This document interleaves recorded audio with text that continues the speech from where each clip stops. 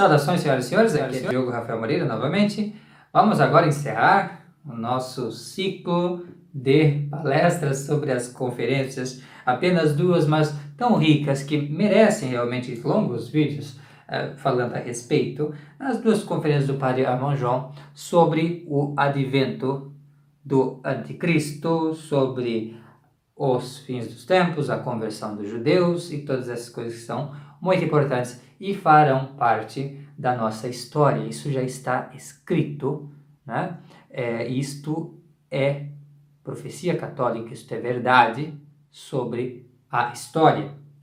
E nós vemos que no nosso tempo essas coisas que foram profetizadas há milênios, elas estão pouco a pouco aparecendo, se manifestando e concretizando diante dos nossos olhos. O que deve aumentar ainda mais a nossa fé e deve mostrar para aqueles naturalistas de meia tigela, esses liberaizinhos, esses ateuzinhos, que eles estão séculos atrás, que são mentes subdesenvolvidas em comparação à mente dos grandes santos, dos grandes profetas, padres e doutores da Igreja Católica Apostólica Romana.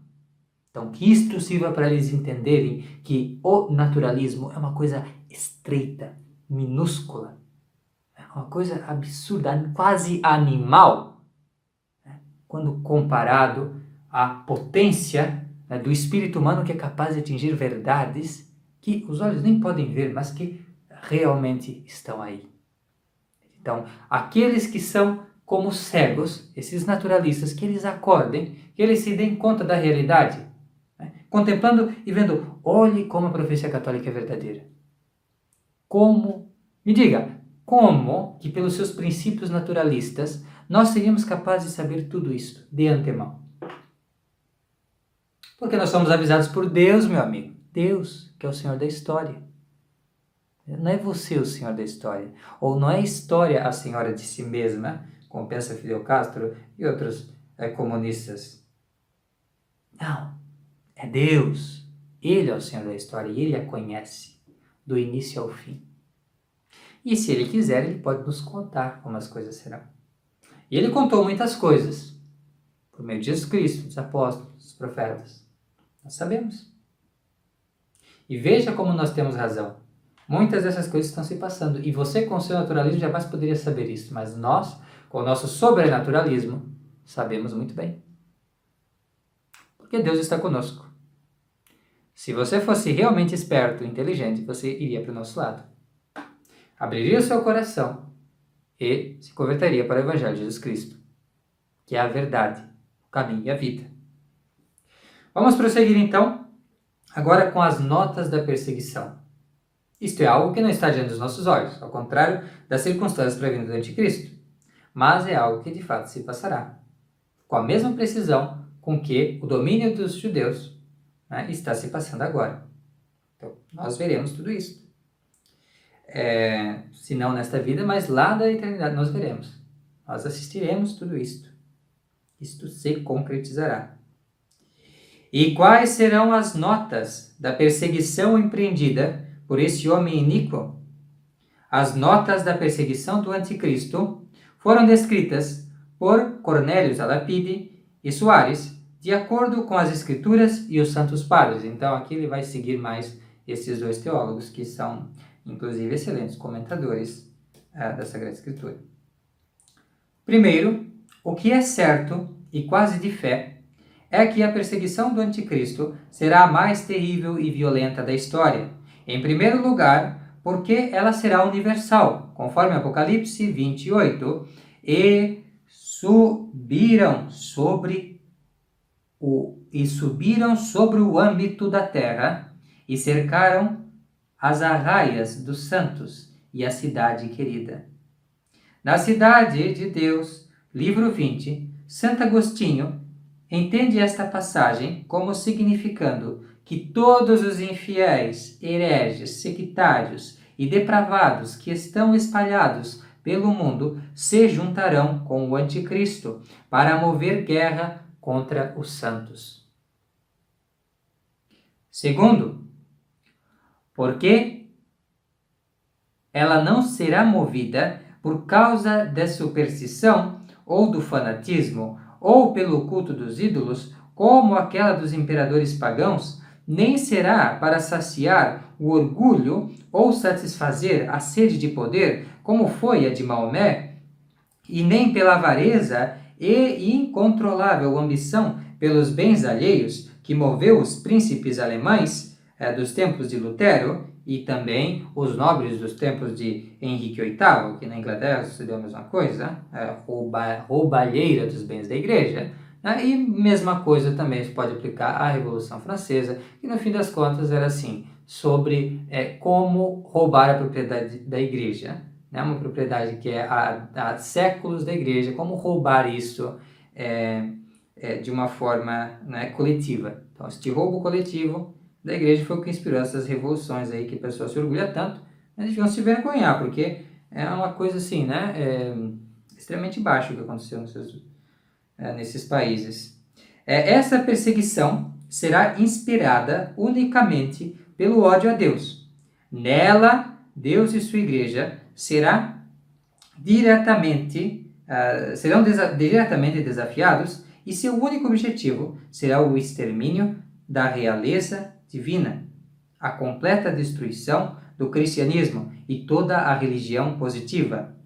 Nesses tempos, ao contrário daqueles de Tibério, Nero e outros temíveis tiranos, nem mesmo uma adoração modificada e corrompida de qualquer divindade será permitida.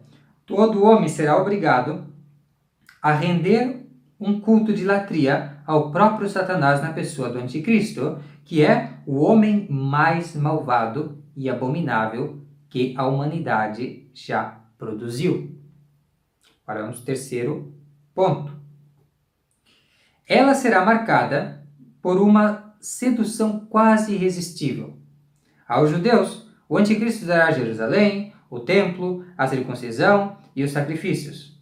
Aos não-judeus, por sua vez, ele conquistará, mediante sua persuasão e eloquência, sendo ele exímio, conhecedor das ciências naturais e sabendo os textos sagrados de cor, isto é a opinião de Santo Anselmo, também os subornará com ouro e riquezas. Ele mesmo terá acesso às riquezas contidas no fundo do mar e nas profundezas da terra. Esse é o pensamento de Cornelius a Lapide. Quarto, o seu poder causará grande admiração, dada a rapidez com que este homem chegou ao topo da fortuna e da onipotência, e ainda mais admiração pelos milagres que obrará pelo poder do demônio. Serão prodígios de mentira, pois não serão verdadeiros milagres, mas ilusões e obras de fantasia. O ressuscitado ou não estará realmente morto, ou não terá realmente voltado à vida. Os prodígios sobre a matéria serão operados por meios naturais. Isto é o que diz São Tomás de Aquino. Ele também será estimado pelos maus por liberar todos os tipos de libertinagem.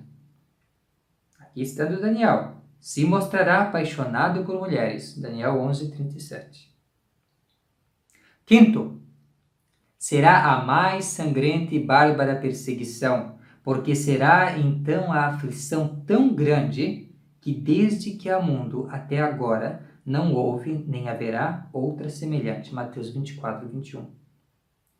Primeiro, devido ao poder das armas e maldade dos executores das suas ordens. Segundo, por causa da malícia do demônio, que então manifestará todo o seu ódio pela natureza humana.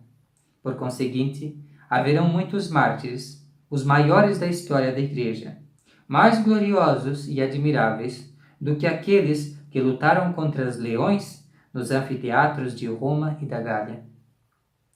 Esses confessores dos últimos tempos lutarão contra o próprio demônio, que usará requintes de malícia que a mente humana jamais poderia ter concebido por conta própria. Sexto, ele será tão violento que quase a totalidade dos cristãos apostatarão da fé. Vira Apocalipse 13, Daniel 7. Santo Agostinho comenta que esta é a apostasia propriamente dita, pois ela excederá todas as outras em número e extensão.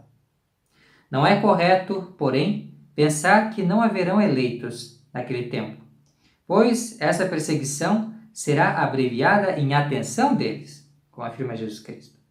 Santo Agostinho conta que nos tempos da perseguição haverão mártires heróicos e confessores capazes de escapar da perseguição, vivendo em cavernas e no alto das montanhas, onde Deus não permitirá que sejam encontrados pelos seus perseguidores e não deixará que o demônio os denuncie. A partir do momento que estourar a perseguição e o anticristo ter envolvido os homens em suas mentiras e vilezas, ele tornará o seu culto obrigatório e se declarará Senhor do céu e da terra, de modo que não se poderá invocar o nome de nenhum Deus, salvo o deste que elevou-se contra tudo o que se chama Deus. Ele não tolerará nem a religião mosaica, nem a própria religião natural. Ele perseguirá com igual intensidade judeus, cismáticos, hereges, deístas e toda seita que reconheça a existência de um ser supremo e a imortalidade da vida do porvir. Ainda assim, Deus, em sua sabedoria, tirará o bem do mal. A horrível tempestade que a sua justiça permitiu que se soltasse sobre a terra resultará no desaparecimento das falsas religiões. Juntamente com o judaísmo, isso abolirá os remanescentes do maometismo, superstições idolátricas e toda religião hostil à igreja. Veja que coisa maravilhosa! Será desferido o golpe final contra as seitas das trevas, maçonaria, carbonarismo, iluminismo e todas as sociedades subversivas desaparecerão em um turbilhão de perversidade, uma obra que elas mesmas tinham preparado por séculos e na crença de que isso levaria ao seu triunfo supremo e definitivo. Elas terão contribuído a contragosto ao estabelecimento da unidade predita por nosso Senhor. Erit unum ovile et unus pastor. João 10:16. O triunfo do iníquo será de curta duração, mas a consolação que seguirá será universal, abundante, proporcional à medida das tribulações que a Igreja terá sofrido.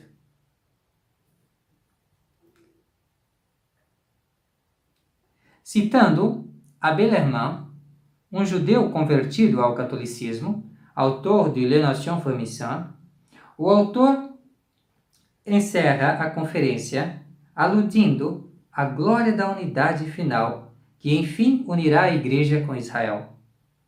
Ele primeiro remete a duas imagens bíblicas, a Epifania e o Domingo de Ramos. Na primeira, diz o autor, os pagãos prestaram sua homenagem a Cristo na pessoa dos magos. Na outra, os judeus reconheceram o seu Messias.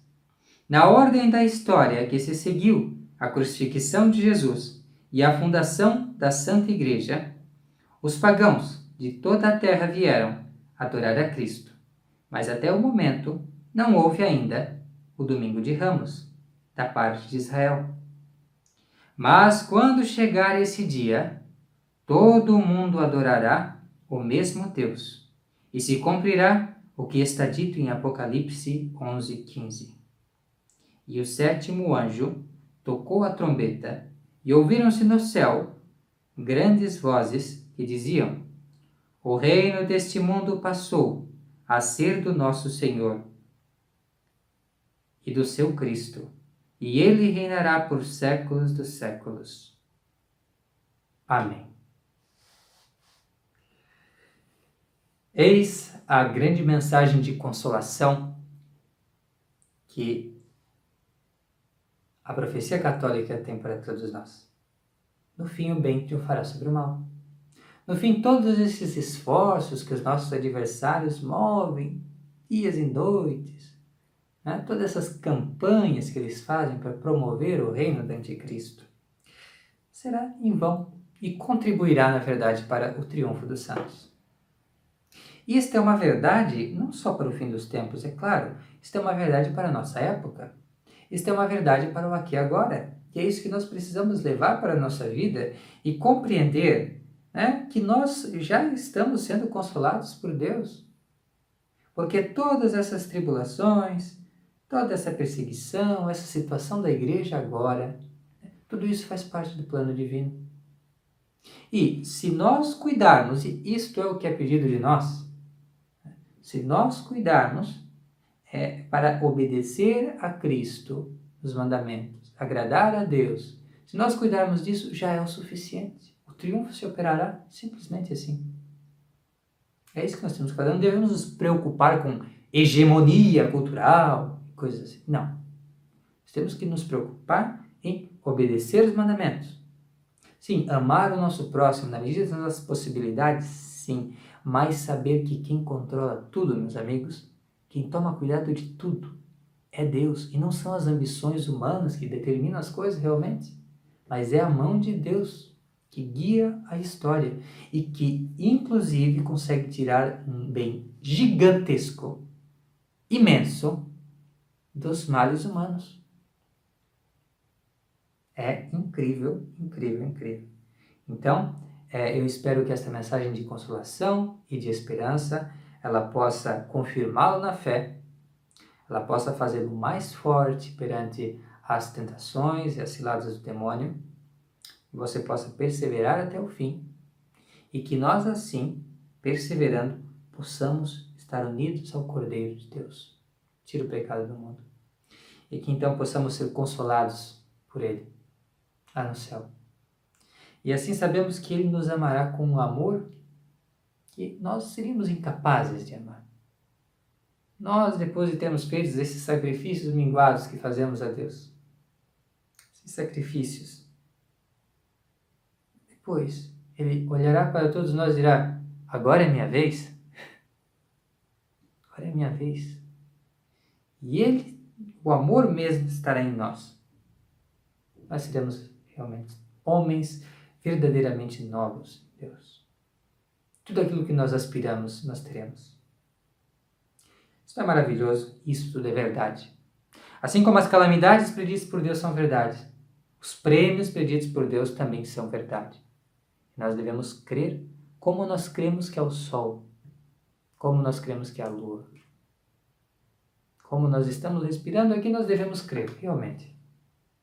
Isto tudo é verdade. E de fato é. Como nós podemos ver por essas conferências. Quanto nós estamos à frente destes céticos e livres pensadores, e no fim das contas o que serão, se não vítimas do anticristo. Felizmente.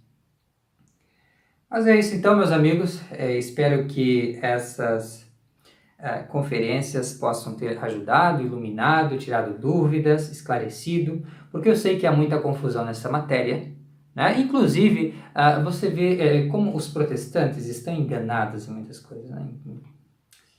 Eles certamente serão também, né, ajudantes do anticristo, porque muitas coisas eles concordam com a escatologia judaica, né? Esses teólogos protestantes, eu às vezes assisto alguma coisa, estão perdidinhos de uma vez, né? Qualquer sopro de doutrina arrasta essa gente, né? E você vê assim, que é muito fácil enganá-los. Então, quando você vê essas conferências aqui e a solidez da doutrina católica, você agradece a Deus realmente por ser católico e espera que outras pessoas possam ter essa informação, porque é uma informação salutar, é um esclarecimento, é uma coisa que nós não ouvimos todo dia. Então, espero ter ajudado. Estou aberto aí para comentários, sugestões, tá? Estamos aí para servir. Muito obrigado por ter assistido esse vídeo. Fique com Deus e até a próxima. Tchau, tchau.